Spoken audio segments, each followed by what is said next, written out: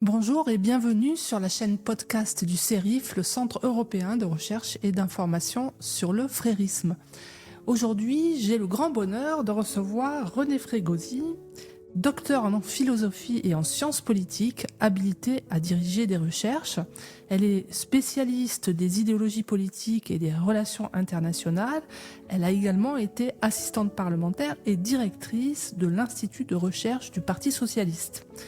Elle a publié un ouvrage marquant, Comment je n'ai pas fait carrière au Parti socialiste, la social-démocratie empêchée, dans lequel elle revient sur son itinéraire personnel, mais surtout sur l'évolution d'un parti socialiste qu'elle juge aujourd'hui soumis à la ligne radicale des insoumis. Je résume. Elle s'insurge contre la dérive idéologique d'une gauche qui, selon elle, renonce à ses valeurs universalistes. René Frégosi paie au prix fort parfois cette liberté de ton, car certains tentent aujourd'hui de l'ostraciser ou de l'assimiler à l'extrême droite, pratique devenue courante pour disqualifier toute voix dissonante dans le champ intellectuel en ruine de la gauche. Alors j'ai invité René Frégosi à nous parler de son dernier livre, Le Sud global à la dérive, entre décolonialisme et antisémitisme, qui est un livre qui a été publié donc très récemment aux éditions Intervalle, donc en avril 2025, dans lequel donc elle interroge les rapports entre le Sud global, la cause palestinienne et l'islamisme à la lumière des réactions des attaques, des massacres du 7 octobre 2023 perpétrés par le Hamas. Elle y voit notamment un révélateur du poids croissant des logiques anti-occidentales dans certains segments de la gauche française et même de la gauche mondiale. Bonjour René Frégosi. Bonjour. Et ma première question sera très simple. Comment va la gauche ? Ah ben très mal ça, autant en France qu'ailleurs, avec quelques exceptions.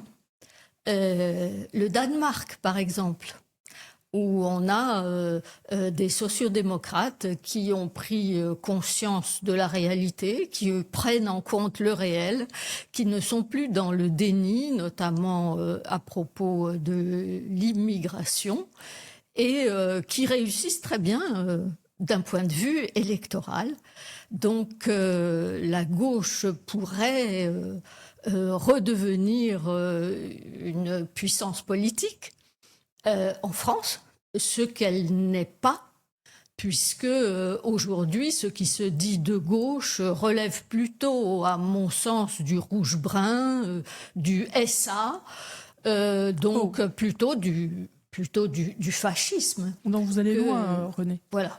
Ben, c'est-à-dire que la gauche hégémonique, dominante et dominatrice, qu'on retrouve à travers LFI du point de vue de la structuration politique, mais l'idéologie est bien plus diffuse, bien plus largement que le seul parti LFI, bien sûr, mais relève de cet autoritarisme quasi totalitaire d'ailleurs, et qui converge avec un autre totalitarisme précisément qui est l'islamisme. Donc, alors qu'est-ce qui vous a amené Qu'est-ce qui vous a amené à cette réflexion qui, en effet, pousse les choses très loin, mais en même temps, quand on regarde et quand on écoute en particulier certains responsables politiques de LFI, dont le patron, qu'est-ce qui vous a amené à un tel rapprochement entre les rouges-bruns et eux ? Quel est le lien avec ce qui s'est passé le 7 octobre ? Comment vous articulez tout ça ?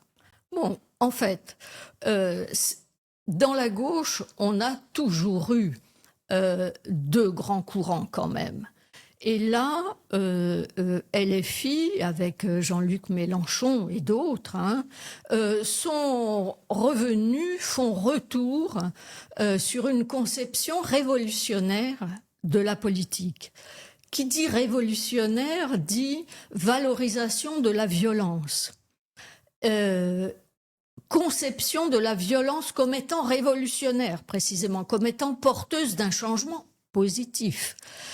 Et dans ce retour de la violence révolutionnaire au cœur de la conception de la gauche, donc du changement supposé positif, on va avoir la rencontre avec d'autres mouvements révolutionnaires, parce qu'en fait, l'islamisme se propose d'être une révolution. On l'a vu avec l'Iran, hein, une révolution religieuse. De ce point de vue-là, il y a un penseur iranien, Darius Shayegan, qui a écrit des choses remarquables sur qu'est-ce qu'une révolution religieuse. Hein. La révolution, c'est pas forcément bolchevique. Même si d'ailleurs le bolchevisme déjà en son temps avait fait alliance avec des islamistes de l'époque, des années 20. Oui, absolument. Si vous voulez, avec le congrès de Bakou en 22, mais on va pas faire l'histoire du bolchevisme. Oui, mais bien sûr, vous avez l'alliance entre la faucille et le marteau et le croissant qui s'organise déjà. Dès les années 20. Dès les années 20, oui. Mais dans la perspective d'une alliance politique, tactique, je dirais même plus que stratégique probablement, de Lénine avec les confins de ce qui va devenir l'Union soviétique, hein, toutes les républiques asiatiques musulmanes.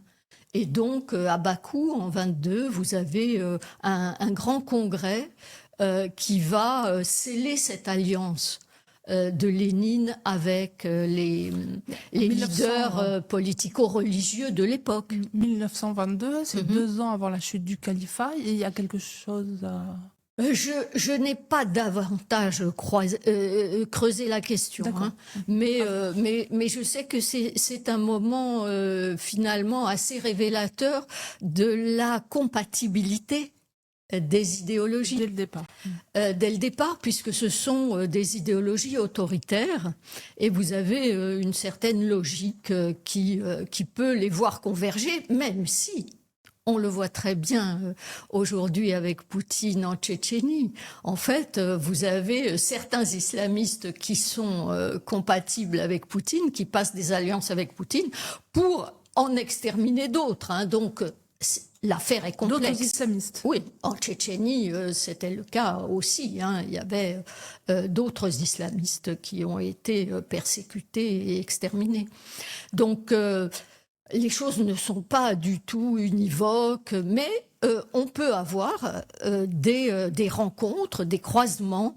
C'est pas du tout invraisemblable. Et on le constate aujourd'hui, c'est ce qu'on a appelé l'islamo-gauchisme par chez nous, en Occident. Cette rencontre... Pierre-André Taguieff en particulier. Absolument, c'est Pierre-André Taguieff qui a, il me semble, en effet, utilisé le premier ce concept d'islamo-gauchisme. Pour parler d'ailleurs du conflit israélo-arabe. Hein, absolument, parce que en effet, la rencontre va se faire, l'alliance va se nouer autour, vous l'avez évoqué tout à l'heure, de ce que j'appelle, moi, le pro-palestinisme, c'est-à-dire la construction de ce qu'on appelle la cause palestinienne et son instrumentalisation contre Israël avec, évidemment, une dynamique antisémite évidente. Donc ce pro-palestinisme consiste à ériger la figure du Palestinien complètement essentialisée et le présenter comme étant l'archétype, l'emblème de celui qui, effectivement, est colonisé, opprimé, dominé. L'idée de domination qui va remplacer l'idée d'exploitation économique. Et donc... dans le schéma marxiste. Hein. Voilà, donc on a une évolution à l'intérieur de la gauche. Le damné de la terre n'est plus l'ouvrier, le prolétaire, celui qui n'a à vendre que sa force de travail, mais le nouveau damné de la terre va devenir celui qui est dominé, colonisé, opprimé, et la figure emblématique est étant le palestinien. Le palestinien qui est une création, hein, c'est ce mot même de palestinien, puisqu'en fait, à l'époque de la Palestine mandataire... Alors peut-être pour être vraiment très pédagogue... On parlait d'arabe de Palestine. Hein, voilà. La Palestine mandataire, en fait, c'est le mandat sur une région que les Anglais vont appeler Palestine, c'est ça? C'est-à-dire que la Palestine, ce nom est donné déjà au IIe siècle après Jésus-Christ par Hadrien pour effacer déjà le nom d'Israël, de Judée, tout ce qui rattachait ce territoire aux Juifs qui s'étaient révoltés contre Rome.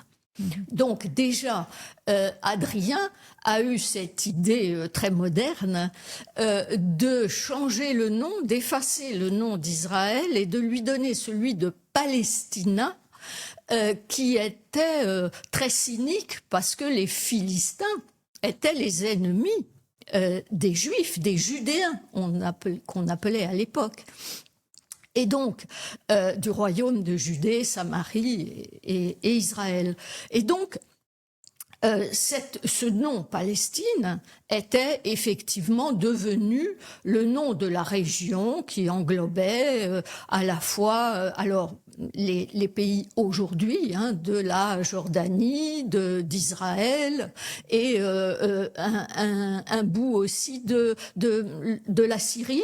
Il y avait d'ailleurs le plateau du Golan qui était dans la Palestine mandataire. Donc mandataire, ça veut dire les Britanniques ont eu mandat de la Société des Nations à l'époque, puisque c'était après la guerre de 14-18, et c'est à partir de 1920-22 que les Britanniques prennent en main donc la gestion de cette région, une autre région dont le Liban étant confiée à la France. Hein. Donc il y avait 2 mandats de la Société des Nations confiés aux 2 empires de l'époque, la France et la Grande-Bretagne. Et donc la Grande-Bretagne avait sous sa responsabilité une vaste région qui était majoritairement peuplée d'Arabes.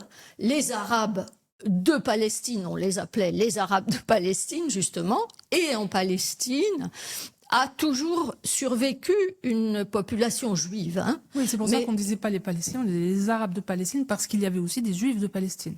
Absolument, des Juifs, des chrétiens, des Druzes, différentes populations. Et d'ailleurs, ce qu'on a appelé, à partir de ces années-là, la question palestinienne était la question de la création du foyer juif en Palestine. Alors pourquoi foyer juif et pas État ? Ah, mais ça, c'est la subtilité ou la duplicité des Britanniques. C'est-à-dire que les Britanniques jouaient à la fois... ils promettaient la même terre aux Arabes et aux Juifs. Hein. Donc, on connaît bien... Laurence d'Arabie avait promis effectivement qu'il y aurait un grand royaume d'Arabie. Mais en même temps, on a Balfour, donc, qui en 1917 annonce que la Grande-Bretagne va appuyer la création d'un foyer juif. Donc ça, c'est le ministre des Affaires étrangères britannique, hein. Voilà, de l'époque, qui estime, étant donné aussi la situation assez dramatique des Juifs qui sont sous la domination de l'Empire ottoman et qui ont, depuis le califat, puis ensuite l'Empire ottoman, qui ont un statut de dhimmi, effectivement extrêmement difficile à vivre, puisque ils doivent s'excuser d'être juifs, et donc ils doivent payer pour survivre, pour être soi-disant protégés. Et en fait, ils subissent également des tas d'autres exclusions, obligations vestimentaires, des tas de... C'est vrai d'ailleurs de tous les dhimmis, hein, qui oui, peuvent les aussi être des chrétiens aussi. Ou d'autres groupes. Absolument. C'est pas seulement les chrétiens, les azéris, effectivement, tous ceux qui sont pas musulmans dans la ligne du mais califat, qui sont quand même des gens du livre. Hein. Mais sinon, les autres, on les élimine. Il faut être Oui. juif pour être Oui, sioniste. mais dans le coin, de toute façon, dans la région, c'est essentiellement ça. Après, bon, on peut les exterminer aussi, mais enfin, surtout, on les soumet. On peut les réduire en esclavage, hein, parce que quand même, l'esclavage a été extrêmement massif durant tous les califats et l'Empire ottoman. Mais cette situation, donc, des Juifs de tout le Moyen-Orient est problématique et notamment l'Alliance israélite universelle va faire une enquête sur la situation des Juifs en pays arabes en général, et ça va être catastrophique, notamment pour le Yémen. Hein. La situation des Juifs au Yémen est sans doute la plus épouvantable, la plus terrible, dramatique, vraiment très très dure. Mais donc on a cette proposition effectivement parce qu'il y a déjà une population juive qui est restée de tout temps en fait dans la région. Et donc à l'époque les Arabes de Palestine sont appelés Arabes de Palestine et pas Palestiniens. En fait, cette appellation de Palestiniens apparaît avec la création de l'OLP en 1964. Création de l'OLP qui est sous le haut patronage, qui se fait sous le haut patronage du KGB. Parce que la politique de l'Union soviétique à ce moment-là est orientée sur une ligne très anti-Israël, anti-État d'Israël, et donc l'Union soviétique estime qu'il serait judicieux, aussi dans la perspective de sa politique arabe, comme on dit, de créer cette organisation palestinienne. Donc, Organisation de libération de la Palestine. Organisation de libération de la Palestine, Arafat. Qui va être, alors oui, assez vite, c'est pas lui le premier, mais assez vite, c'est Arafat Yasser Arafat qui va en devenir le leader, et effectivement, son charisme va contribuer beaucoup à l'importance, la prise d'importance de cette organisation. Organisation à la fois politique et terroriste d'emblée, hein. Mais pas religieuse, hein, c'est pour le noter. Elle se présente comme étant laïque. Ouais. Alors là, déjà, dès l'origine, en fait, si on regarde les textes de création de l'OLP, on se rend compte qu'il y a déjà des références au Coran. Mais c'est pas du tout mis en avant. Et c'est pas comme le Hamas plus tard. Hein. Ah, pas du tout. Non, ça. le Hamas, il est issu de l'organisation des frères musulmans, vous le savez mieux que moi, et donc le Hamas est une organisation d'emblée religieuse. En fait, l'OLP et les différents groupes qui composent l'OLP, hein, il y a différents groupes, le FPLP, le Fatah notamment. En fait, ces groupes, au départ, se présentent comme étant laïques, voire marxistes aussi. Hein. Ah oui, absolument, absolument. Mais bon, il y a des marxistes qui peuvent être religieux, hein, notamment catholiques. Ça a pu se faire. Souvent, ils ont mal tourné, comme Garaudy, qui est ensuite devenu un négationniste farouche, en se convertissant à l'islam d'ailleurs.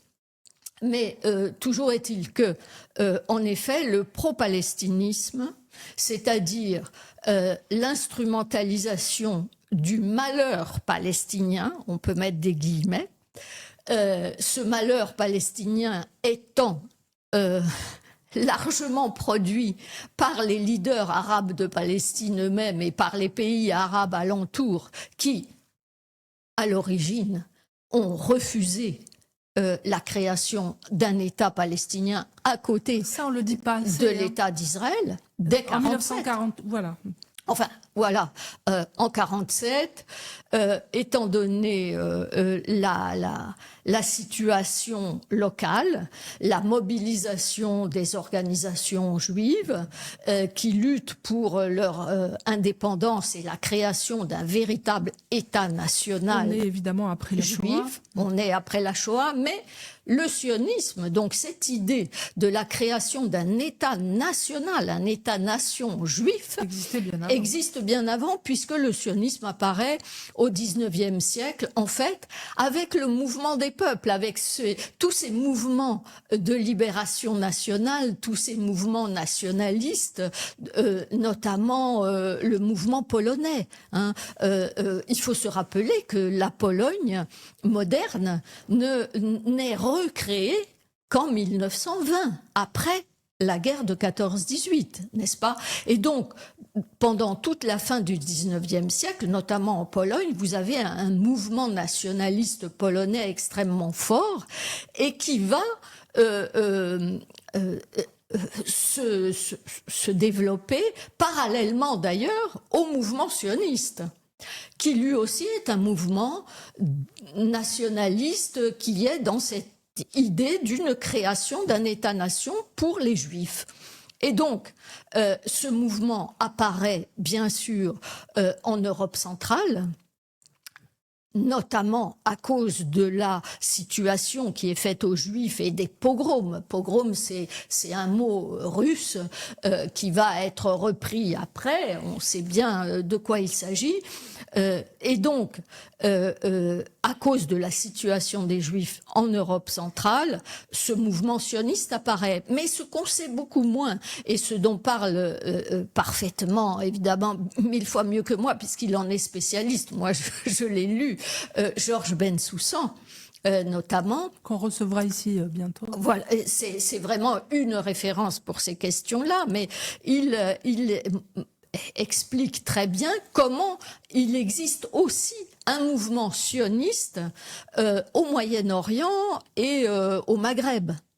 Et donc, ces deux sionismes vont converger pour créer une véritable demande très forte et qui va s'organiser sur le terrain en Palestine mandataire. Et donc, la création de l'État d'Israël, bien sûr, a été formalisée, a été institutionnalisée par le vote à l'ONU en novembre 47, mais l'État d'Israël va naître d'une lutte de libération nationale des mouvements juifs sionistes sur place, en Palestine mandataire, qui vont lutter notamment contre l'occupation britannique. Donc c'est une lutte de libération nationale qui a abouti à la création de l'État d'Israël en mai, le 14 mai 48. Mais à ce moment-là... C'est important parce que ça veut dire que on raconte toujours, enfin ceux qui sont de mauvaise foi, que l'État d'Israël a été créé par la mauvaise conscience de l'Occident qui aurait envoyé ces Juifs maltraités, donc directement, et les aurait transplantés comme ça en Israël. C'est évidemment pas du tout comme ça que ça s'est passé. Non, et puis d'abord, personne n'a transplanté ou n'a transporté les Juifs en Palestine. Bien au contraire, les Anglais les empêchaient d'émigrer en Palestine mandataire, mettaient des quotas, les renvoyaient, contrôlaient les plages pour voir s'ils débarquaient pas de façon clandestine. Enfin, ça a été effectivement extrêmement difficile pour les Juifs de rallier la Palestine avant la création de l'État en 48. Et le mouvement qu'on appelle l'Alia, c'est-à-dire le retour en terre d'Israël ancestrale, juif, vient des Juifs eux-mêmes. Personne ne les a transplantés là. C'est un mouvement très complexe. Alors, bien sûr, le vote à l'ONU en 47, bien sûr, ne peut pas ignorer le sort épouvantable, la tentative d'extermination et l'extermination partielle, il faut bien le dire, de la population juive européenne. Donc, dans la Shoah, qu'elle soit par balle ou dans les chambres à gaz. Donc, bien sûr, ça a certainement pesé dans la décision de certains États dans l'ONU nouvellement créée en 1945, pour voter en faveur de la création de cet État juif en Palestine. Mais il faut savoir aussi que le vote en faveur de l'État juif de Palestine a été conjointement au vote d'un État aussi arabe à côté. Bon, donc le vote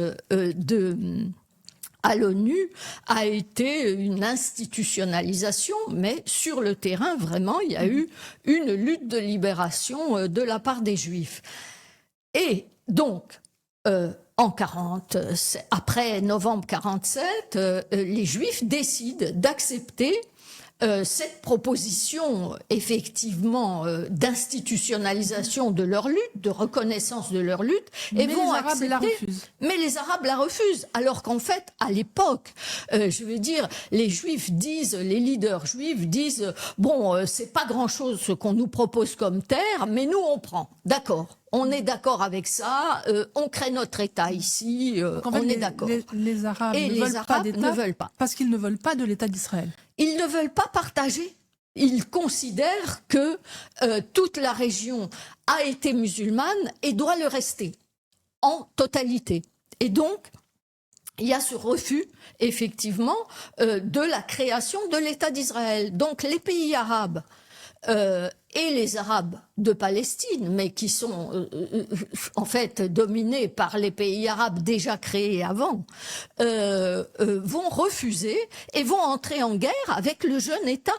Donc c'est 67 48. Ah, dès 48, 49. Oui, bien sûr. On a effectivement la première guerre qui est 48-49, la guerre contre le jeune État, donc tous les pays arabes coalisés contre Israël, qui va réussir à exister, à rester sur le terrain et par ses propres forces. Par ses propres forces, parce que justement les Juifs étaient déjà aguerris au sens propre du terme, par leur mouvement de libération nationale. Bien sûr, ils étaient prêts. Donc bon, alors bien sûr, il y a eu des aides internationales. Hein, alors on va essayer d'avancer un petit peu dans le temps. Donc oui. Après 67, mais je vais revenir à la période récente, et notamment après le 7 octobre. Qu'est-ce qui se passe? On a parlé de la rue arabe. On constate que c'est pas que la rue arabe, c'est peut-être l'Oumma, mais c'est même plus que l'Oumma, c'est aussi les mouvements de la gauche radicale qui se mettent à coller et à tourner autour des drapeaux palestiniens brandis par les islamistes, hein, ou ce que vous appelez les palestinistes. Qu'est-ce qui s'est passé là? Oui. Alors, parce que le palestinien est donc devenu cette figure emblématique de la lutte contre l'Occident et contre Israël, considéré comme étant la fine pointe de la quintessence de l'Occident, et en plus au cœur du Moyen-Orient. Et puis c'est le petit Satan du grand Satan, bien les sûr. États-Unis, et puis l'Iran est derrière, etc. Absolument. Et c'est une démocratie. Et ça, les islamistes, la démocratie, ils n'en veulent pas non plus. Et on peut dire que c'est une démocratie qui réussit, en plus. Oui. À partir d'un morceau de caillou. Enfin, la terre d'Israël n'est pas pleine de pétrole, il n'y a rien. Il n'y a pas grand-chose, en effet. Et le pays va effectivement se développer. Et d'ailleurs attirer, comme le montre bien Georges Bensoussan, attirer toute une immigration arabe d'ailleurs et maghrébine, hein, grâce au développement produit par l'État israélien. Et donc, mais en tous les cas, toujours est-il que le 7 octobre, effectivement, ce qui est vraiment le plus choquant, c'est que après ce méga pogrom qui ressort à la fois du pogrom, de la volonté exterminatrice, de la razzia, où on est vraiment face à une volonté de type génocidaire. Et ce type génocidaire, aujourd'hui, on utilise le terme génocide à tout bout de champ, à tort et à travers. Si on reprend vraiment la définition de Lemkin, effectivement, Raphaël Lemkin, qui écrit un rapport, un mémoire en 1944, et sa définition du génocide va être adoptée par les Nations Unies, le génocide, c'est effectivement une volonté exterminatrice d'une population en raison de son appartenance ethnique raciale, ou raciale. Voilà. Et le génocide se note tout particulièrement dans les agressions faites aux femmes et aux enfants, et notamment à la matrice des femmes, à leur ventre, à leur sexe, à leur appareil reproducteur. Et les enfants également étant le symbole même, mais le réel aussi, à la fois réel et symbolique, de l'avenir de ce groupe humain qu'on cherche à exterminer. Et ce que vous remarquez le 7 octobre, c'est un acharnement particulier sur les femmes, mais non pas parce que ce serait un féminicide, non, parce que ce sont des femmes juives qui ont des enfants juifs et qui peuvent encore avoir des enfants juifs ou qui ont eu des enfants juifs, parce que ce sont toutes les femmes de tous âges qui ont été massacrées, dont le sexe, l'utérus, tout le ventre a été lacéré, massacré. Et ça, c'est vraiment le signe. Et ça a été fait volontairement. Pour le génocide, il faut qu'il y ait une intention génocidaire. L'intention, le caractère intentionnel est extrêmement important. Oui, or, le 7 octobre, c'est patent. C'est évident. C'est parfaitement revendiqué. Voilà. Et c'est en plus tout à fait revendiqué. Et la dimension génocidaire est d'autant plus évidente qu'en effet, c'est non seulement revendiqué, mais c'est considérer ce 7 octobre comme l'annonce d'autres 7 octobre. De nombreux leaders, notamment Yahya Sinwar de triste mémoire, mais d'autres leaders également l'ont dit à la télé qatari. On en fera d'autres. On en fera d'autres, encore et encore, ça n'est que le premier, il y aura un deuxième, un troisième, etc. Bien. Et pas seulement d'ailleurs sur le territoire israélien, mais partout où sont les Juifs. Partout où sont les Juifs. Mais tout spécialement en Israël quand même.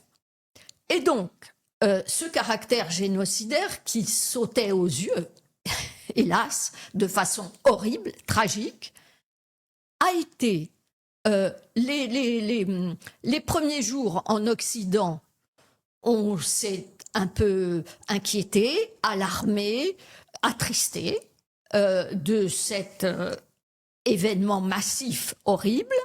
Mais très vite, on s'est aligné sur la réaction de la rue arabe, entre guillemets.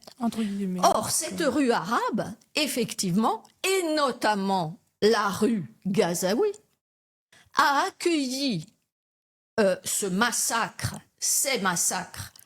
génocidaires avec des cris de joie, dans la liesse, les bonbons distribués aux enfants, les cris de joie. Et ce slogan, repris depuis à l'envi, Free Palestine, from the river to the sea. Palestine libre, du Jourdain à la Méditerranée, du fleuve à la mer. Et donc, ça veut dire...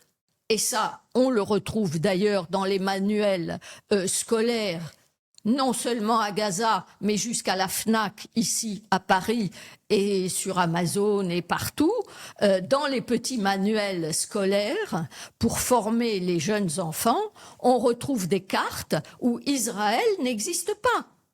En fait, on a une carte... Jusqu'au laboratoire de l'IREMAM, par exemple, à Aix-en-Provence. Voilà. Donc, cette conception... Laboratoire CNRS, Aix-Marseille, Université, je précise. C'est parfait. C'est tout à fait symptomatique, effectivement, de cette influence du pro-palestinisme en Occident. Et on peut considérer en effet que ça soit en Europe, en France et aux États-Unis, on a une sorte de cinquième colonne en fait de la propagande pro-palestiniste et islamiste dans nos propres pays, où nous avons une intelligentsia, un monde intellectuel, notamment universitaire, mais aussi médiatique, qui considère que l'Occident est coupable de tous les maux, et donc qu'il faut absolument prendre le parti des dominés, des colonisés, soi-disant, qui ne sont plus colonisés, mais bon... Ça, je pense que ça a été bien rapporté, mais qu'est-ce qui explique que la gauche soit à ce point aveugle au massacre eux-mêmes, c'est-à-dire au caractère pogrom de ce qui s'est passé, de la souffrance revendiquée, du massacre revendiqué et de la joie qui va avec, parce que c'est ça quand même qui pose problème. Le massacre, c'est déjà affreux, mais de s'en réjouir, d'en donner à voir à nos enfants. On a vu aussi les otages être libérés dans des conditions extraordinaires, ou avec des mises en scène où les enfants sont présents. Mais est-ce que la gauche ne le voit pas, ça? Et quand je dis la gauche, alors je parle bien sûr de la gauche radicale, mais il y a aussi l'Alliance Front Populaire qui ne dit rien. Donc, comment expliquer cela, vous qui avez été longtemps au Parti Socialiste? Qu'est-ce qui s'est passé? Alors, qui voit ou qui ne voit pas? Parce que vous savez bien qu'aujourd'hui, l'information sur les massacres du 7 octobre, sur les otages, il faut aller les chercher. Évidemment, si vous regardez i24 News, vous le voyez. Mais dans la presse, sur les médias français, c'est passé quasiment inaperçu. Donc, on peut ne pas vraiment le voir. Si on ne veut pas le voir, on ne le voit pas. Ou alors la réjouissance s'expliquerait par tellement de misère et tellement d'humiliation infligée que finalement ça deviendrait normal. Mais c'est-à-dire que c'est le processus psychologique, il est, un, qu'on ne l'a pas beaucoup vu, deux, que lorsqu'il a été vu, on n'a pas voulu le voir, on a occulté, parce que effectivement, c'est gênant. C'est gênant à tout point de vue. Ouais. C'est gênant à tout point de vue, et aussi, comme vous le dites, ça a été vécu comme étant un juste retour des choses, puisque les Israéliens sont tellement méchants. Eh bien, ils n'ont eu que ce qu'ils méritaient. D'ailleurs, vous avez toute une... Et à la mesure de ce qu'ils avaient fait. Oui, et de ce qu'ils font, et depuis toujours. Et en fait, et là, vous avez effectivement une articulation avec l'antisémitisme ancestral, les juifs, les meurtres rituels, etc., la méchanceté, la sournoiserie, tout ce que vous voulez. Moi voilà. Qui ai longtemps aussi fréquenté ces milieux de gauche, je n'avais absolument rien vu de cet antisémitisme.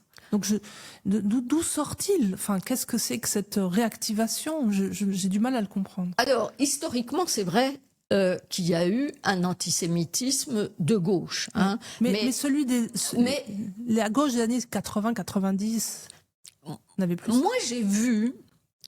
non pas la montée de l'antisémitisme, parce qu'effectivement, ça aurait été une aberration totale de tenir un propos contre les Juifs, et même, je dirais, contre Israël. Mais en fait, ce qui s'est passé, c'est une évolution lente au sein du PS français, mais au sein de l'internationale socialiste, globalement, où pendant au moins 5 ans, j'ai vraiment été baignée, puisque j'ai participé, j'étais responsable du département international du PS, donc j'ai été à de nombreuses réunions de l'internationale socialiste.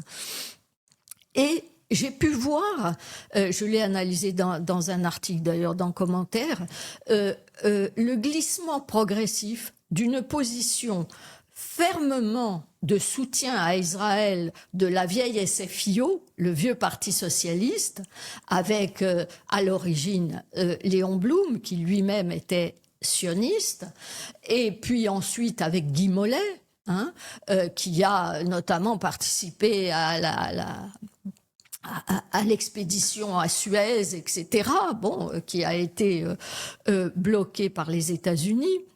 Et donc, à cette époque-là, dans les années 50, 60 et au début des années 70, le PS avait une position clairement favorable à Israël et de soutien résolu à Israël. Mais progressivement, à la fois du fait de l'entrisme de l'OLP dans l'internationale socialiste, qui s'est faite de façon extrêmement subtile et très intelligente, parce qu'ils étaient notamment à travers des intellectuels comme Ilan Halevi, qui était remarquablement intelligent et cultivé et plein de charme aussi, personnellement. Donc, vous avez une entreprise d'influence qui est tout à fait légitime. À peu près quand à partir des années 80, ça a été vraiment important, mais dès la fin des années 90... Est-ce que ça correspond pas justement à Edouard Saïd et toute cette période d'accusation de l'orientalisme et de promotion de l'islamisme? À cette époque-là, c'était pas directement comme ça. Moi, je n'ai pas vu vraiment directement l'influence d'Edouard Saïd dans le PS lui-même. Dans la gauche intellectuelle, oui, bien sûr. C'est peut-être même le promoteur du pro-palestinisme, Edouard Saïd, avec son livre sur la Palestine, la question palestinienne, je crois que ça s'appelle son ouvrage de référence qui paraît en 78, il me semble bien. Mais effectivement, dans les partis politiques eux-mêmes, ça a été peut-être même plus lent, ce qui est souvent le cas, que dans la sphère intellectuelle. Mais ça a progressé aussi à travers la transformation du tiers-mondisme. On a un élément, pour en venir au Sud global, effectivement, on a un élément important dans le monde intellectuel de gauche, cette notion du tiers-mondisme. Le tiers-mondisme est une idéologie qui se fonde sur du réel, bien sûr. Les pays dits du tiers-monde, c'est Alfred Sauvy qui invente ça à la fin des années 50, c'est-à-dire ce qu'on appelait le tiers-monde, c'était les pays anciennement colonisés, mais qui étaient désormais indépendants, et dont on estimait qu'effectivement la cause du sous-développement était en grande partie due à la colonisation. Puis progressivement, on va considérer que la seule cause de leur sous-développement ou de leur mal-développement, c'est la colonisation. Et donc, vous voyez déjà se profiler ce courant décolonial, c'est-à-dire qui considère non seulement que tout est de la faute de la colonisation, donc on déresponsabilise complètement les pays du tiers-monde, donc déjà mépris de la part des Occidentaux, parce que ce sont des idéologies occidentales en fait, ça. Et donc c'est l'Occident qui se renie lui-même à travers ces idéologies. Et ça comporte paradoxalement un grand mépris des populations qu'ils prétendent défendre. Qui sont déresponsabilisées. Qui sont déresponsabilisées, absolument. Et donc, ce courant décolonial va se développer avec cette idée folle que la décolonisation n'est pas achevée. En fait, que la colonisation ils continue. Ils réussissent pas parce que quelque part, ils ont intériorisé la domination coloniale. Absolument. Et donc, la colonisation continue dans les esprits. Et ça peut durer jusqu'à, on sait pas, l'infini. Parce que c'est une Moi, j'analyse ça effectivement comme une pensée de type religieuse, mais même pas millénariste, c'est-à-dire que c'est vraiment sans fin, c'est le schéma, et c'est pourquoi aussi ça va converger avec les islamistes, avec les religieux. C'est une pensée qui fonctionne sur l'idée du martyr, c'est-à-dire sur un temps qui est immobile. Il n'y a pas d'achèvement. Rien ne s'achève jamais. Vous savez, la conception du martyr, le martyr, il est toujours martyrisé aujourd'hui. Son martyr n'est pas situé dans le passé. Il est dans un présent éternel. Et donc, effectivement, il n'y a pas d'issue. Avant, vous aviez au moins la parousie socialiste qui allait advenir. Au moins, la parousie, c'est-à-dire on retrouve le paradis. Hein. Là, c'est la souffrance perpétuelle. Là, c'est la souffrance perpétuelle. Le culte de la mort. Absolument. Et aucune rédemption possible de la part des coupables. Donc, les Blancs, les colonisés et les Juifs qui aujourd'hui sont devenus des super Blancs seront coupables ad vitam aeternam. Il n'y a aucune rédemption possible pour les coupables. Alors, qu'est-ce qu'on peut dire du Sud global avant, malheureusement, de conclure? C'est passé tellement vite. Ah oui, alors, mais le Sud global, c'est une figure idéologique. Hein. C'est ce qui a remplacé l'idéologie tiers-mondiste. C'est un néo-tiers-mondisme. C'est-à-dire qu'en fait, c'est une figure idéologique qui est lancée contre l'Occident et contre son emblème, Israël. Donc, tous les ennemis de l'Occident vont s'emparer de cette figure idéologique qui relève du décolonial, évidemment du wokisme, donc du pro-palestinisme, de l'anti-occidentalisme, vont s'emparer de cette figure et vont dire, voyez, nous sommes très nombreux à être contre cet Occident, parce que c'est vraiment épouvantable, l'Occident. Mais en fait, cette figure idéologique, elle manipule les pays dits du Sud, et les grands manipulateurs de cette figure idéologique, ce sont les grands totalitarismes du jour. Alors bien sûr, il y a le totalitarisme islamiste, qui est dans bien des espaces, à la fois étatiques, sociétaux, etc. Mais vous avez les grands régimes totalitaires d'aujourd'hui, avec... Alors, la Russie est en première ligne, mais derrière, qui manœuvre de façon bien plus subtile, il y a quand même la Chine, qui est quand même un grand totalitarisme, on l'oublie. Hein, bon. Vrai, et puis, mais vous avez bien sûr l'Iran, et la Turquie, ce que j'appelle moi les proto-totalitarismes, c'est-à-dire, vous savez qu'il y a des élections, hein, et des élections pluralistes, sauf que les élections, elles sont pas libres, puisque les candidats déjà ne sont pas libres de se présenter. On l'a vu encore en Turquie récemment. Donc, tous ces grandes dictatures, en fait, qui sont conflictuelles entre elles, mais elles convergent toutes sur la haine de l'Occident. Sur la haine de l'Occident, et elles alimentent cette haine dans les anciens pays colonisés, qui eux-mêmes connaissent de plus en plus de gouvernements autoritaires, voire totalitaires, avec, vous avez l'exemple emblématique qui est l'Algérie. Alors, est-ce que la faute en revient, tout est de la faute de la France, alors que ça fait 60 ans que les généraux sont au pouvoir. Alors, il y a une idéologie qui a toutes les qualités au regard de cette possibilité de mettre ou d'articuler toutes ces autorités, c'est effectivement l'islamisme, qui se veut transnational, sans race, sans culture, etc. C'est le rêve évidemment des frères musulmans ou d'autres. Qu'est-ce qui va arriver, René Frégosi, à votre avis, dans les années qui viennent?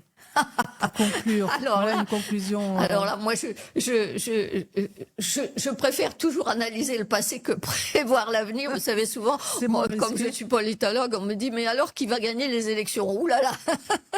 Bon, je me garderai bien de le dire. En tous les cas, ma conviction, et là, on n'est pas dans l'analyse, hein, on est dans la conviction, c'est que je pense que l'Occident, parce que l'Occident, c'est le pire et le meilleur, mais il y a aussi le meilleur. Et il y a surtout le meilleur dans l'Occident, c'est-à-dire les droits de l'homme, la démocratie, l'individu libre, l'autonomie, l'autocritique, bien sûr. Donc, je veux dire, tout ça, c'est pas des valeurs, c'est des réalités concrètes et conceptuelles qu'il faut défendre.